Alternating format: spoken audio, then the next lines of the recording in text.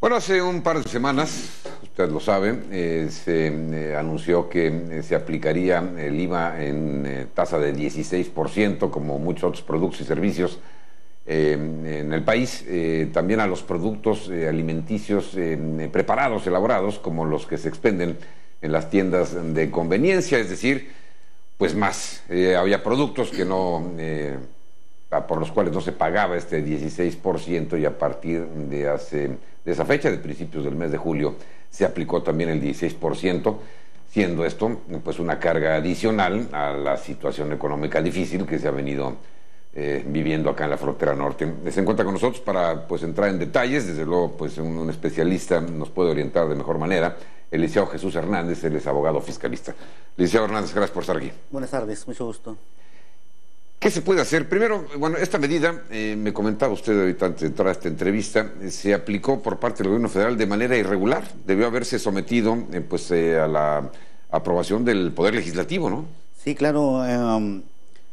Es conocido que los elementos de un impuesto pues deben de estar en la ley. Ya tenemos los elementos que es el sujeto, el objeto, la base, la tasa o la tarifa. En este caso lo que hace el gobierno federal es que hace una ampliación del objeto. La enajenación de los alimentos es objeto del impuesto al valor agregado. El artículo 2 pues, establece un pago del 16% y establece una serie de alimentos, es decir, da un listado. Y lo que hace el Ejecutivo a través de esta regla de carácter general es que amplía esa lista de alimentos. Entonces, obviamente el Ejecutivo sí tiene esa potestad de modificar las leyes, pero para eso es necesario que siga un proceso legislativo.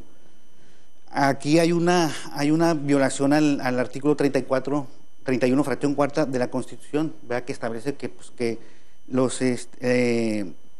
todos los mexicanos estamos obligados al pago a contribuir al gasto público, tanto en la federación como en el estado y en el municipio, obviamente de una manera proporcional y equitativa, conforme lo dispongan las leyes. Entonces aquí leyes se refiere pues, al proceso legislativo. En este caso, lo que hace el Ejecutivo, pues emite una regla de carácter general y pues ya enlista una serie de alimentos que están grabados a partir del 1 de julio de este año como una obligación del pago al consumidor y de retención del proveedor.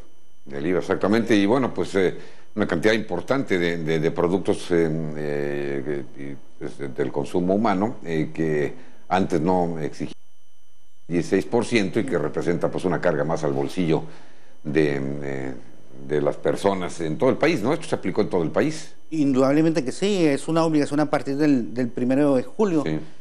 Aquí también comentábamos que esta publicación fue el 2 de julio y dice que es vigente a partir del 1 de julio, pues eso también es una situación ilegal.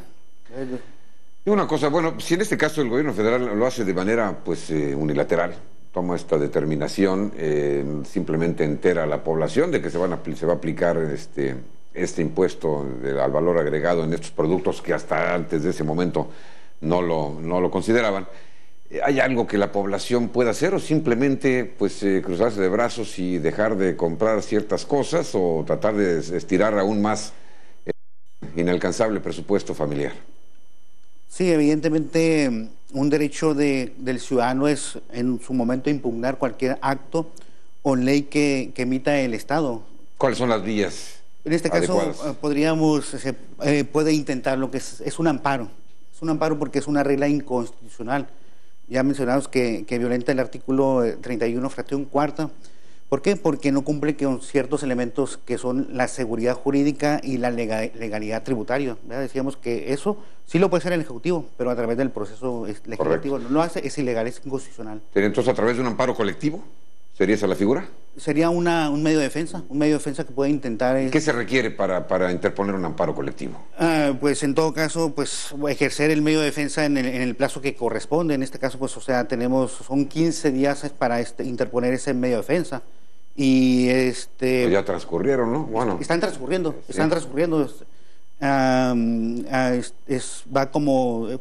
Se publicó el 2 de julio, es vigente a partir del 1 de julio, son 15 días hábiles.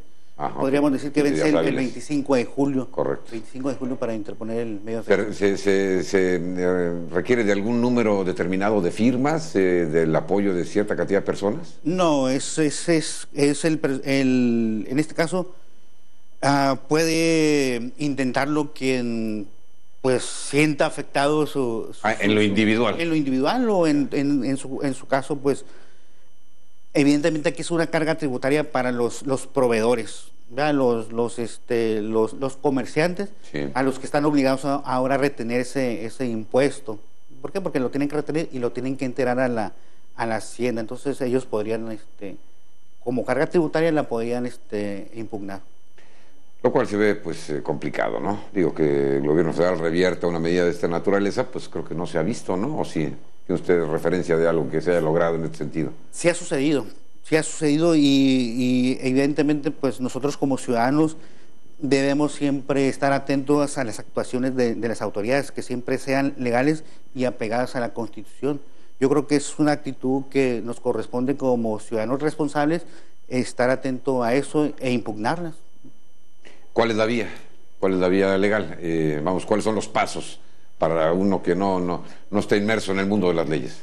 En este caso, pues, es de manera inmediata ir preparando todos los elementos que se requieren para acreditar un interés jurídico y promover el amparo. Es decir, uno, pues, ser residente mexicano, sí, ¿verdad? En su momento, por ejemplo, acreditar, ¿verdad?, que se dedica a esa actividad, que es la enajenación de alimentos. La ley del IVA grava varias actividades: enajenación de alimentos, uso o goce temporal de bienes, prestación de servicios. En este caso, acreditar que él es un contribuyente como enajenante de alimentos, claro, un comerciante. Muy bien. Bueno, pues vimos cómo este amparo colectivo en contra de la aplicación del 16% de IVA que entró en vigor el 1 de enero del año pasado, pues ha venido siendo bloqueada de alguna manera, ¿no? Esta intención de lograr un amparo que fue apoyado por cientos de miles de residentes fronterizos. ¿Cree usted que una moción, un movimiento de esta naturaleza pudiera tener algún éxito entonces? ¿Qué es lo que debería hacer la ciudadanía si se considera factible? Yo creo que sí, ¿verdad? Yo creo que sí, es muy evidente la violación en que se incurre, es notoria y yo creo que pues el ciudadano es algo que debe de ejercer, pues es un derecho que lo tiene que, sí, pues, lo tiene que Ahora, ¿funcionaría mejor de manera colectiva o no se dispersa en un momento dado las posibilidades de éxito si se hace de manera individual? Evidentemente, si son más ciudadanos los que impugnan claro, esta resolución, evidentemente pues el gobierno tendría que hacer algo, resolver algo. Pues al menos escuchar, ¿no? Y atender esta demanda. Bueno, pues ya veremos qué ocurre. Liceo, gracias por estar aquí. Gracias. Es el Liceo Jesús Hernández, abogado fiscalista. Bueno, vamos a hacer una pausa y regresamos con más.